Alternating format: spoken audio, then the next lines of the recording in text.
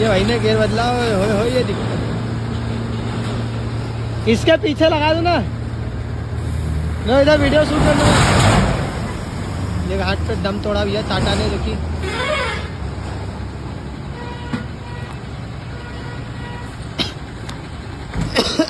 ये ना बच्चा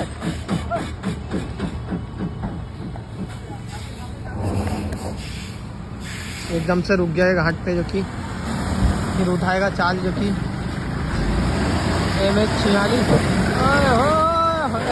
टाटा की पावर उठाते हुए एकदम बहुत शानदार, ये होती है टाटा की पावर,